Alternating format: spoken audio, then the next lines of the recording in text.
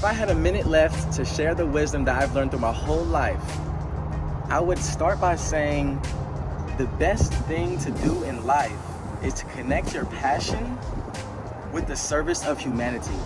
Because passion is the drive that'll keep you doing it. It won't feel like a job to you. And servicing humanity is what's gonna tie you into the earth to allow you to help. You know what I mean? If you love music, find a way to make music in order to help humanity elevate their consciousness and open up their hearts. The same goes for football. Use your platform if you play sports to make healing centers, to heal the community, give back to the community. Don't let your passion be separate from your service to humanity. Combine it together and let's help Earth grow together.